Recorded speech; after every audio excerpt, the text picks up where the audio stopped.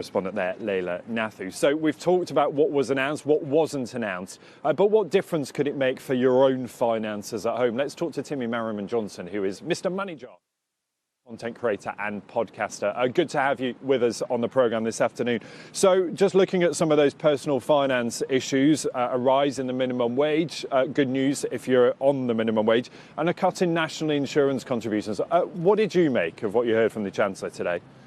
Yeah, afternoon, Ben. Thank you very much for having me. So, as you said, we saw a decrease in the rate of national insurance by 2 percentage points from 12% to 10%. This is expected to save the average worker about £450 per year.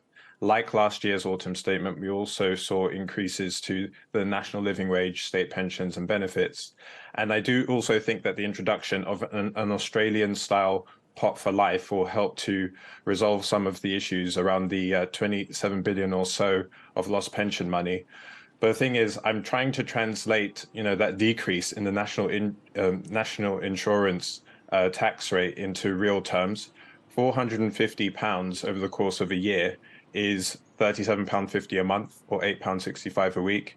I don't really see it as really moving the needle on people's day-to-day expenses. £37.50 a month is half an extra grocery shop at best. Yeah, and Timi, that's the point that we were just discussing with our political correspondent here. Because of that so-called fiscal drag, it's a terrible phrase, but it essentially means more of us are paying tax because those thresholds at where you start paying tax haven't changed for a long time. And as our wages go up, more of us put into new tax brackets. And that, if anything, cancelling out anything that the Chancellor has offered today. Yeah, absolutely. So with income tax bans frozen until 2028, it does mean that we will be paying back more tax overall.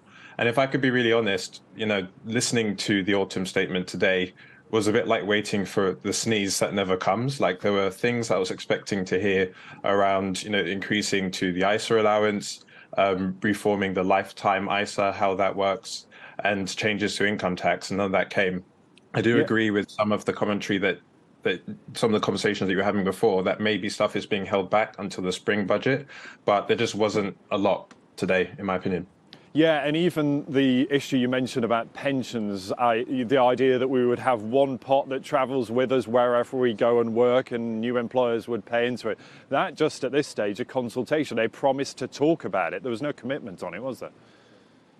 Yeah, I mean, it's a good idea in principle.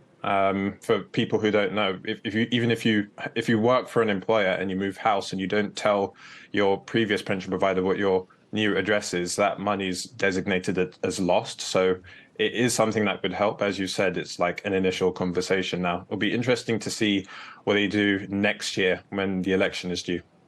Yes, and once again, and it's worth reminding people, that inflation issue is still a big problem. We know it's come down significantly from a peak of more than 10%. It's now 4.6%. The target, of course, is 2%. And what often is the case, isn't it? These last couple of percentage points are the most sticky, the ones that are hardest to get rid of. And inflation is essentially a tax on all of us. It means we have less money in our pocket. Our money doesn't go as far, and so tackling inflation will be a key issue ahead of the election. Absolutely. So with inflation being at 4.6% at the moment, that means that it's more than double the target rate of 2%. But I think credit where credit's due. If you compare the UK now to the tumult of 2022, I do think that Rishi Sunak and Jeremy Hunt have done a good job at steadying the ship and at delivering on the promise that they made at the start of the year to halve inflation. I'm not really too sure whether they were fully responsible for that or if it's more of just a causal thing. But I think we're in a better position now than we were at this time next year. And we'll just have to wait and see what they do in the general election year. Yes, a lot to play for, isn't there? Timi, really good to have you with us. Thank you for talking us through that. Timi Merriman-Johnson there, financial content creator and podcaster, joining us.